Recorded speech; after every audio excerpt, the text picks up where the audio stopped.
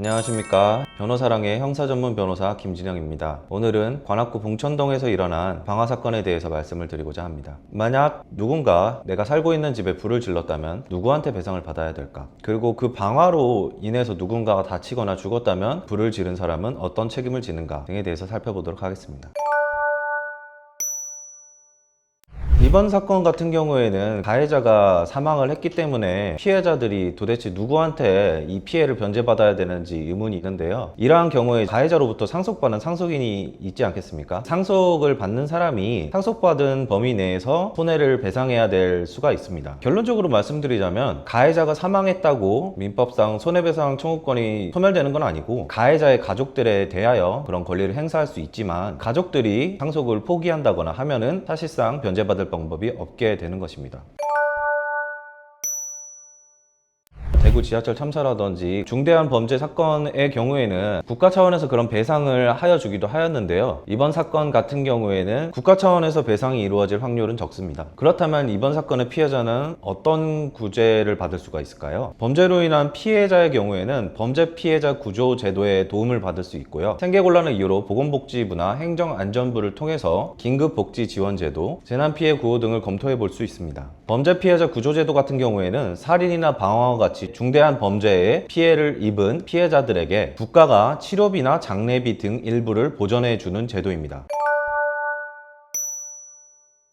형법에는 방화에 대한 여러 가지 범죄를 규정하고 있는데 일반 건조물에 대한 방화의 경우에 2년 이상의 징역에 처할 수 있도록 규정되어 있으며 공용 건조물에 대한 방화라든지 현주 건조물에 대한 방화, 여기서 현주 건조물이라는 거는 사람이 거주하는 건물에 대한 방화를 의미합니다. 이 경우에는 무기 또는 3년 이상의 징역에 처할 수 있도록 그렇게 규정이 되어 있고요. 만약 이 현주 건조물 방화죄를 저질러서 사람이 다친 경우에 5년 이상의 징역도 가능하고 무기 포함입니다. 사람이 살고 있는 건물에다 불을 질러서 사람이 죽은 경우에는 사형, 무기 7년 이상의 징역도 가능합니다. 그리고 현주 건조물 방화 치사 같은 경우에는 사람을 죽일 목적은 아니었지만 사람이 살고 있는 건물에 불을 질러서 실수로 이제 사람이 죽게 된 경우, 그러니까 죽일 생각까지 없었던 경우에는 그렇게 처벌이 되는 거고, 애초부터 사람을 죽일 생각으로 불을 질렀으면은 현주 건조물 방화 치사가 아니라 살인죄가 적용될 수가 있습니다. 이제 얼마 전에도 강원도 지역에 크게 산불이 났잖아요. 실수로 불을 낸 경우에는 3년 이하의 징역이나 2천만 원 이하의 벌금에 처해질 수가 있습니다. 형법에서 이제 실화죄도 규정하고 있는데 이제 중실화죄도 규정하고 있습니다. 중실화죄 같은 경우에는 고의에 가까운 어떤 중대한 과실이 있을 때 화재가 뻔히 예상이 됨에도 어떠한 그 화재를 방지 위한 아무런 노력도 하지 않고 부주의하게 이제 화기를 다뤄서 불이 일어난 경우 등이 되겠는데요. 최근에 이제 산불이 크게 일어나는데 나무나 풀 같은 거는 불에 잘 탄다는 건 누구나 다 알고 있는 사실 아닙니까? 그런 경우에 충분한 어떤 주의 조치를 취하지 아니한 상태에서 담배꽁초를 버린다든지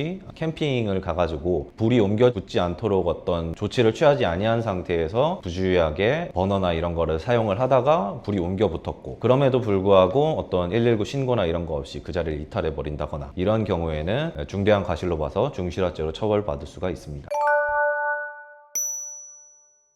불을 저지른 대상이 공용에 속하는 물건이거나 문화재의 경우에는 더 중대하게 처벌을 받을 수가 있습니다. 2008년도에 숭례문 방화 사건이 있었죠. 숭례문은 문화재이기 때문에 숭례문에 사람이 살지는 않잖아요. 원칙적으로 일반 건조물 방화죄가 적용되어서 3년 이상의 징역에 처해져야 되는데 문화재보호법 제94조에 따르면 사형, 무기 5년 이상의 징역에 처하도록 규정이 되어 있기 때문에 일반 건조물보다 중대하게 처벌되는 것을 알 수 있습니다. 불을 지른 대상이 공공성이 있거나 문화재적 가치가 높을수록 처벌의 수위는 높아진다는 것입니다.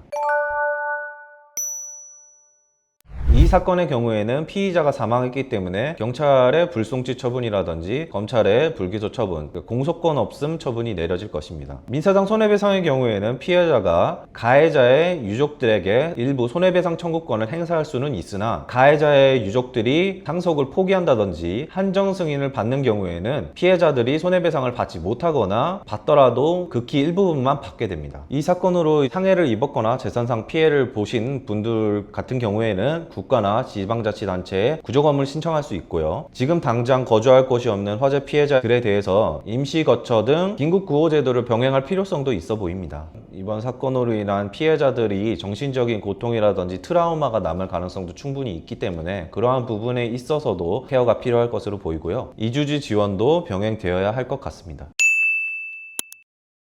오늘은 비극적인 관악구 봉천동 방화 사건에 대해서 살펴보았는데요. 요 근래에 유독 불에 관한 사건이 많이 일어나는 것 같습니다. 시청자분들도 안전에 유의하시기 바라며 추가적으로 궁금하신 내용이 있으시면 댓글로 남겨주시면 답변 드리도록 하겠습니다. 이상으로 변호사랑의 형사전문 변호사 김진영 변호사였습니다.